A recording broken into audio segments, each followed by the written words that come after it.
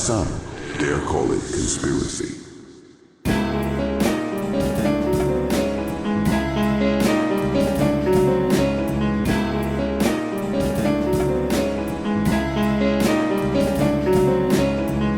Welcome to Some Dare Call It Conspiracy with Brent Lee and Neil Sanders. This is Midnight in Riga, a prelude. In this episode, we are joined by the insightful Maria Giovanna Sessa, Research Manager at EU Disinfolab. Maria shares her expertise on the annual EU Disinfolab conference and the groundbreaking exposure of the doppelganger disinformation campaign. We also explore the complex realm of identity-based disinformation and its far-reaching impacts. Additionally, Maria discusses her intriguing investigation into a Nigerian prince-style scam that lured victims into joining the Illuminati via Telegram, revealing an unexpected twist when her findings inadvertently encouraged more people to apply. Maria's exceptional communication skills made her an invaluable guest and offered a compelling look into the intricate landscape of disinformation. Welcome, Maria Giovanna Sessa. Maria, thank you so much for joining us. It's a real pleasure. So obviously this is part of our EU Disinfo Lab series. So we were lucky enough to go to the conference in Latvia last year, but we had a fabulous time there. So can you just tell us a little bit about your background, please, and how you got involved with the EU Disinfo Lab? Yes, of course. So thank you so much for having me, first of all. And I was expecting this question. So I'd like to tell you some inspirational story about how I have always had it figured out from day one. And this is what I wanted to do. But to be honest, that would be starting this podcast with some disinformation. As a lot of things in life, I landed in this field completely by chance. So a few years ago, I was finishing my PhD in political science, and I was researching how parties' agendas were made, how they changed over time, how they interacted with voting behavior. And there was a lot of talk about populism and the far right, but well, look at us now. And the only thing that I had clear is that I wanted to keep doing research, but to do it outside of academia, which was really not the right environment for me. So long story short, one night my friend happens to be in Milan. She comes over for dinner. We forget about the whole thing. And 1 week after, she texts me and she says that someone from this organization called EU Disinfolab, they studied research, whatever that meant, was looking for somebody who spoke Italian and knew how to analyze some data. And that's when I joined, and it was the beginning of 2020. So it was a very intense period because the pandemic and the whole related infodemic had just unfolded. But, it was a good training. It was a very relevant time to start working on this field. And although it might seem like a change of path, I think that my experience on how political opinions are made and how they are communicated was very useful. And I do believe that it really allowed me to build a foundation to study disinformation and the flexibility to really appreciate how interdisciplinary this field is. So is that your sort of specialist area to look at political disinformation? Not really, not necessarily. I always love the use of political communication and how sometimes it happens to be meeting disinformation, let's say, whether on purpose or not. So this is definitely something that I'm keen on.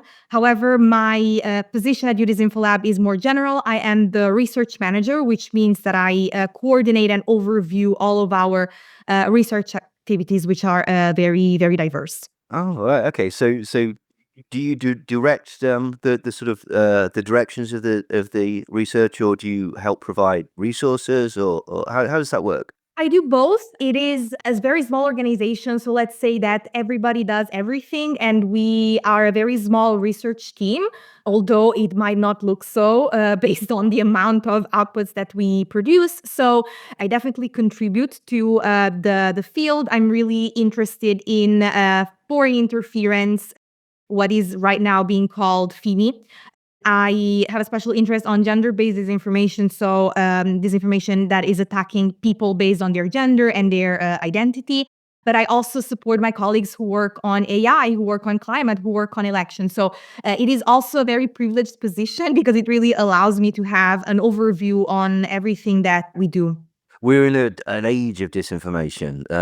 What are the sort of main topics that the EU Disinformation Lab is researching at the minute, or just a flavour of some of the things? Because obviously there's a lot. Definitely. So, I mean, there are so many, but I will focus on one. So, we are well known not only for our more qualitative research, but for our OSINT investigations. And for those that are unfamiliar with the concept, OSINT stands for Open Source Intelligence, and it consists of collecting and analyzing data that is publicly available. So, basically, the digital footprint that we all leave behind.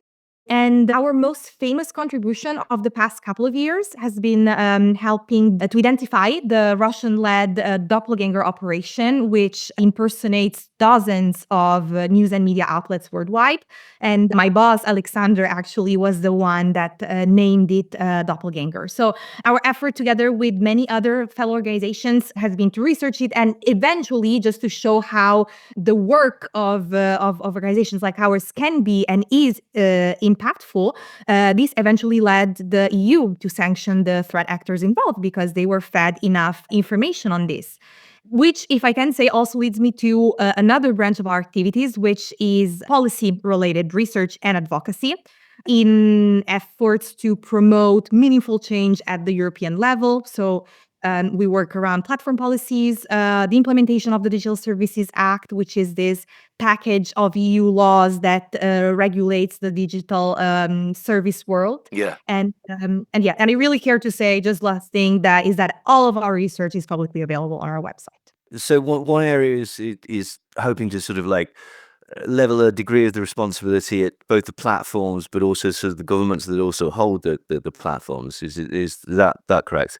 So in general, yes. And I have to say that like attribution is always a big issue when it comes to this sort of campaigns, which is basically we want to know, we all want to know who's behind. And if these actors are good enough, and sometimes they are, sometimes they aren't, we will have some difficulty in tracing that back. So of course, this is a very important part of it. But there is also a lot of things around, considering that disinformation actors really exploit the infrastructure, the architecture of the platforms. Yeah. And so there are things that we can do in terms of having more algorithmic transparency, knowing basically why some users are being shown a certain type of content. Yeah. Or around monetization, why are some malign actors allowed still to buy ads and to monetize off of platforms? So that's the sort of things really generally that we try to work on. So, it's pretty fruitful for that at the minute. I imagine that there's a fair amount of research that could be done on certain platforms like Twitter. But going back to what you were saying about doppelganger, that sounds absolutely fascinating. So let me get this straight. News websites were being mimicked, and so what? So you get like a headline page from the BBC, and this would show something that would be ultimately, say, favourable to the Russian government or whatever their propaganda is, and then this would be spread as what? As like a meme or something? No, I mean, you got it absolutely right. That would be actually spread as an actual web page. So these doppelganger websites are basically exploiting the fact that it's very cheap to buy domain names that are awfully similar to existing news websites. Oh, For right. instance, the Italian news agency is ansa.it. Let's say that maybe I realize that ansa.xyz is free and I can buy it for cheap. And then they would completely mimic the logo and the type of visuals of these websites and produce articles that sounded potentially to some readers like realistic points made by actual journalists of actual newspapers, but were really spreading agendas that were favorable to Russian propaganda and specifically around the Ukraine war. Wow. How widespread was that? It was extremely wide. We are looking into dozens of websites and into dozens of different languages. It is fair to say that a lot of these did not have as much visibility, but again, it is always a bit complicated. It's an open conversation to account for impact, and sometimes we tend to believe that impact equates metrics because it's something that we are able to count. We can count the views, the likes. That's the type of data that we have. But of course, the two things do not necessarily go hand in hand. And I think that it's absolutely important not to exaggerate the threat on the one hand, but also to realize how pervasive these false contents can be in actually polluting the information ecosystem.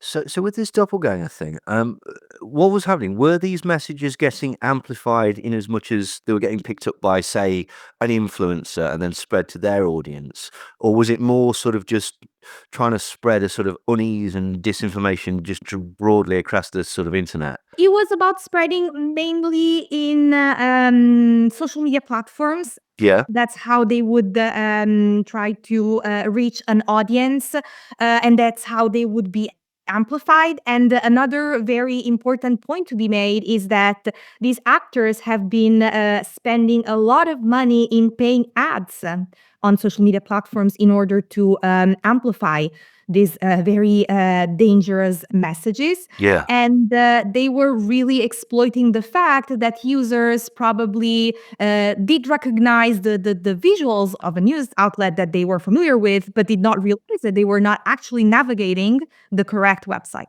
Wow, that's it. And you know what it reminds me of? It reminds me of Cambridge Analytica and this sort of the prior Trump campaign and the Brexit campaign, the sort of utilizing data to find a story that's going to be that resonates with people, whether it's true or not, in order to get a political sort of message across.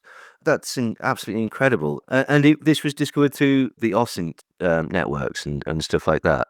Absolutely, yes. I think this is a very good example of how organizations in the field are able to work together because various organizations have worked and continue working on Doppelganger because let's remember that the campaign is ongoing after 2.5 years since it was first called out. And as I said, measures have been taken. There have been sanctions by the EU, by the US. However, it is a very complicated phenomenon to contrast, but it's a very beautiful example of how collaborative this environment is. It is incredible to think, isn't it, that the data could be used on both sides of the, for want of a better word, argument or fight. They can use the data to manipulate people, whereas you can track them back using their own data. It's just a fascinating realm, isn't it, really? Speaking of sort of worldwide threats and such, I believe your talk at EU Disinfo Lab was somewhat connected to the Illuminati. Is that right? It absolutely was, yes. This isn't a confession that EU Disinfo Lab is part of the Illuminati, is it? Unfortunately, we are not, Ah, despite getting this question really often. And let me tell you why. Or, I mean, you know why, but let's share it with the audience. So, a couple of years ago, my colleague and I, we wrote this little investigation where we found multiple networks of scammers on Telegram but also on other platforms. So far, nothing new, but what really called our attention is that the scam tried to convince users to pay a fee in order to allegedly join the Illuminati. hmm. So to contextualize, the Illuminati was a Bavarian secret society during the Enlightenment era. They wanted to create a just and secular elite to govern the world. And I mean, needless to say, considering how things are today, they failed. It did not work out. They do not exist anymore. Or did they? Or do they? So it does survive as a conspiracy theory in pop culture, according to which there is this powerful elite and they are building the new world order. They want to achieve a world domination. So, unsurprisingly, I love a good conspiracy theory, but in particular, what I really found fascinating was how usually conspiracy theories believers are against the elite, while in this case, the whole point was to join the bad guys. And a lot of people apparently did not see the contradiction of why they would have to pay a small fee in order to unlock infinite wealth. But that's also sort of how the lottery works. So, long story short, we published a piece on our website with a fun, quirky title: "Wanna get rich? Apply today and join the Illuminati." And from that moment on, for over 1 year, we started receiving dozens of email per day in different languages, with people sending us requests to basically join the Illuminati, asking them if, thinking that we had the power to do so. But more importantly, or more concerningly, they also shared personal information. They sent emails, phone numbers, addresses, even bank account, and the page really became the most visited on our website. So this has become obviously a joke, but it is also very serious. And the thing is that unintentionally, we did clickbait, and the irony of the title was lost on hundreds of people. So ultimately, I mean, the solution was not a very exciting one. We ended up changing the title to exclude the word Illuminati so it wouldn't appear as much in searches, and the emails almost stopped. We still receive a few sometimes. But for me, it was really a lesson on media literacy, because despite the name of the website, which is disinfo.eu, and the fact that the first sentence of the report mentioned that it was a scam that we were talking about, still people did not understand what they read. And I have to say that I made the mistake often of considering these individuals as helpless, as passive, but not really, because they still scroll down to the end of the page and they actively contacted us and even shared sensitive information. So my conclusion is that these people, a lot of people, have the tools, they have the device, they have the internet connection, but this does not necessarily mean that they know how to use it. It's almost like the sort of Nigerian prince sort of scam, isn't it? Like, do you know the one with like, I need to transfer all this money, just give me your bank account details and stuff like that.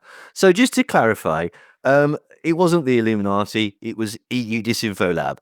And bizarrely, people responded with the media literacy of somebody that's never seen a newspaper before, essentially. Well, to be honest, it was even simpler than that. I just really thought that it was a really fun title based on the dozens of messages that we had read, and I really thought that it was clear. And I take full responsibility. I have to say that right now we have a stricter policy on titles that need to be descriptive, and I'm really sorry because I was really a fan of ironic titles, but yeah.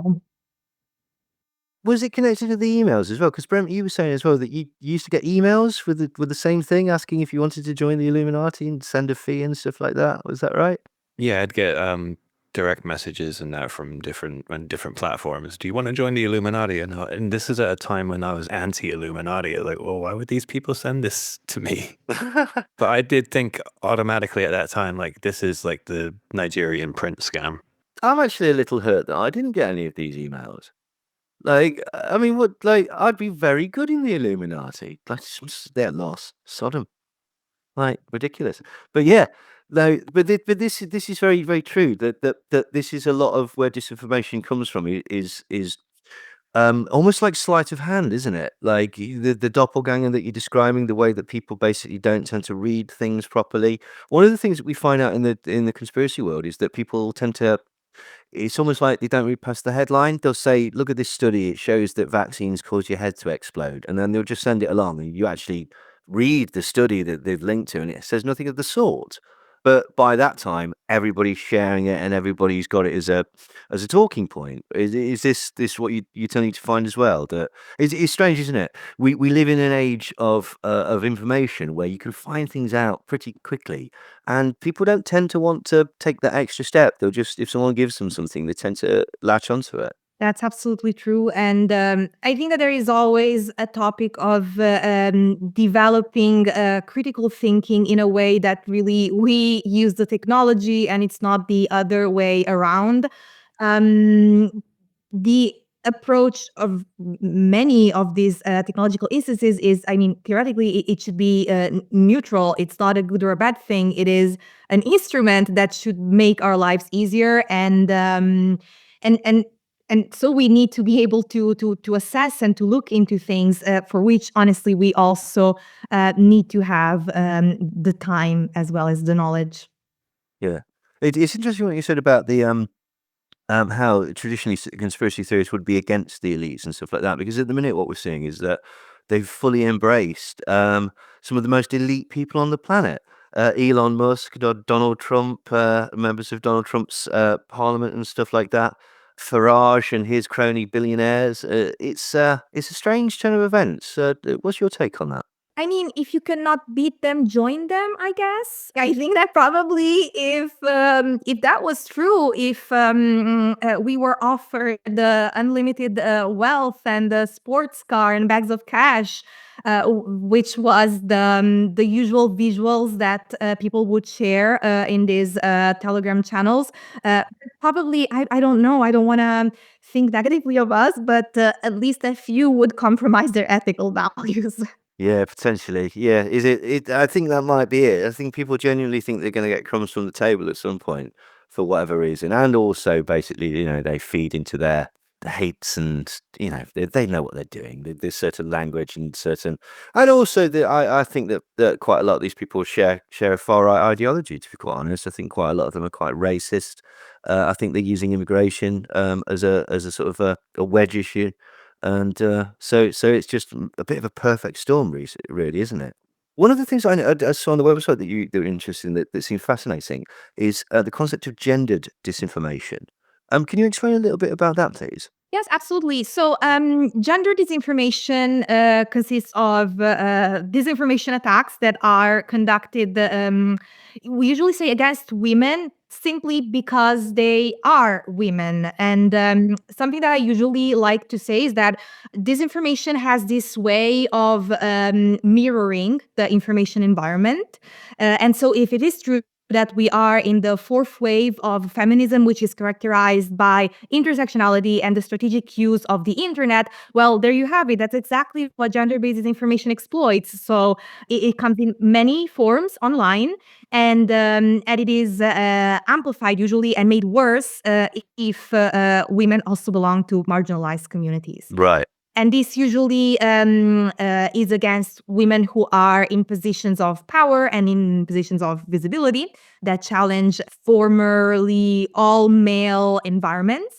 Right. And the goal ultimately is to silence them and to have them disappear from the public conversation. Would it be particularly grounded in misogyny, or is it just directed at women, or is it both? It is definitely rooted in misogyny and in sexism, and also in overly conservative values, if you Yeah. want. But I think that we need to recognize it as something more intrusive and systematic. It is really not something that can be simply fought in this regard with education towards equality, although that would definitely help. However, we always have to remember that all of these attacks get really amplified by the internet infrastructure. And what happens online is not simply a reflection of what happens offline, but it's bigger and faster and worse.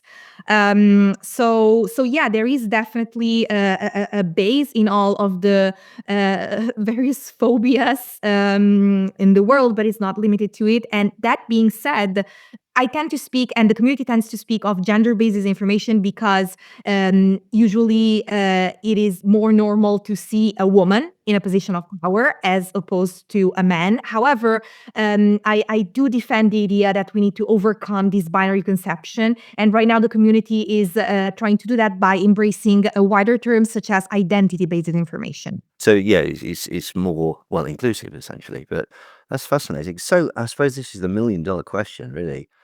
Where is this disinformation coming from? I mean, I know it's a very broad question, but where is it coming from? What is the purpose of it? So again, and this is my understanding based on a few years of doing this job. I do believe that, and again, that's probably also the political scientist in me speaking. I think that all different disinformation narratives ultimately speak down to a very human fear that life as we know it is going to change, that we will have to sacrifice things that we have and that we take for granted. Basically, from disinformation against migrants or concerning the war and fears that there will be more military expenses or that this will inevitably lead to the energy crisis and conspiracies about all of this.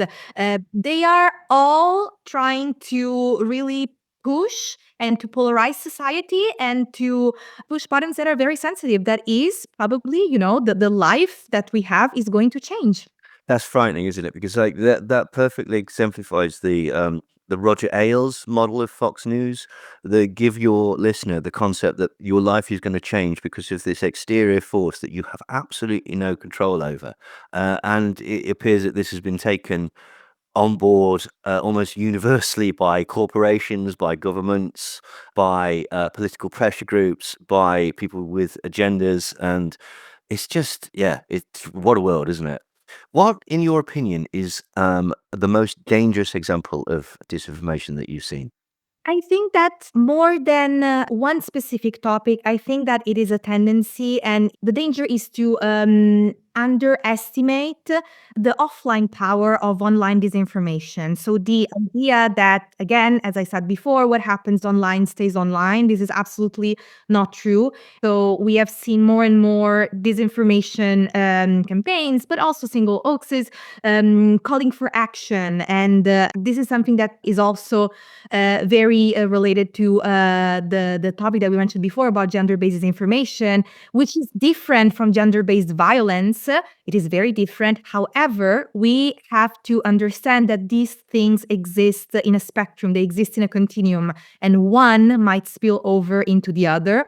And disinformation is not the same. It's harmful while violence is illegal, of course, like also in terms of the regulation responses that we can have, they are very different, and it is important that they stay that way. However, disinformation might set the ground for something very dangerous that ultimately leads to violence. So for me, all this exploitation of insecurity, of fears, of the very visceral sense of indignation, the dangers are really that people take it out of their laptops and into the streets. I mean, we've seen perfect examples of it recently with the riots in England, like based on completely false information that was spread very, very quickly by certain bad actors on the internet. I mean, we're seeing even slightly less silly, well, more silly, but less dangerous examples. Like at the minute, everyone's in the UK is obsessed with this additive that's being put in milk because it kills you and it's connected to Bill Gates. Only the problem with that particular theory is it doesn't kill you and it's got nothing to do with Bill Gates. But that's never stopped them before. So, um, what can we do to combat this, Maria? Where do we draw the line between free speech and facts? Do we favor education? Do we favor regulation? Or do we favor some sort of mixture of the both? Absolutely a mixture of both. I don't want to pass the message that education and media literacy are not important. They are very powerful, and honestly, the more the merrier. However, we also have to understand that regulation is key, and that nowadays there is sometimes the tendency to put excessive responsibility on the user, while it should be the environment that is made safe. It should be the internet infrastructure, and ultimately this responsibility lies with platforms or also with the government authorities that have to keep them accountable and safe. So it is a combination of all of these. I hear often every day almost the question about, but what about free speech? Do we draw the line? Where does moderation become censorship? Well, again, there is a difference between free speech and free reach, and sometimes often we see how the platform architecture, how algorithmic amplification allows some contents to become stronger and more powerful than they actually are. And then there is also a difference between facts and opinions. So again, fact checking is probably the third element, in addition to media literacy and regulation. But for instance, we always need to remember that the arbiters of truth argument does not hold, in the sense that I can fact check a fact, but not an opinion. So I can fact check that the Bucha massacre did happen. It was a real event. But no, I cannot fact check the opinion, according to some, that Ukraine was invaded because Russia felt threatened by NATO. Because that's an opinion, because that's a theory, and it's impossible to fact check this. Yeah. I think that this is a good example, for instance, to distinguish this, then to say that a strong internet policy and good principles of content moderation and safeguards against disinformation are actually not hindering free speech, but they are protecting it. And I will bring once again the example of gender-based disinformation, where victims of attacks are ultimately being silenced, and some people prefer to not to engage anymore, to delete their social media accounts. What about their free speech, their possibility to feel free online? Absolutely. Yeah, and that's a very, very good point. What's in the future? What are the avenues where we need to be looking out for disinformation? What's in the pipeline? I mean, probably every topic is good, I would say. But I think that we need to be probably mindful of new challenges, and the fact that once people believed on what they saw, but now we cannot be sure of it anymore. The rise and acceleration of generative AI, for instance, to alter media is incredible and is threatening, and this can be more or less sophisticated, and it's not just about not being able to recognize immediately a deepfake video, but again, reminding of the doppelganger. At first sight, it is difficult to tell that the doppelganger websites, the impersonated websites, are not the real ones, let alone if, for instance, I do not share the webpage, but a screenshot, for instance. So there are ways for malign actors to get to us, and I think that it's also very important, very realistic, in addition to being humbling, to recognize that we can all believe, and we have all believed at disinformation and at some hoaxes and conspiracy at some point. And this is something that can happen to all of us, has happened to all of us. And if it didn't, I mean, it will. And it's not a gloomy scenario, but it's really just about being extra careful, but also being kind to ourselves and to others. Yeah, I have to admit, we have a passing familiarity with believing in conspiracies in the past. Thank you very much, Maria. That was marvelous. That was absolutely wonderful.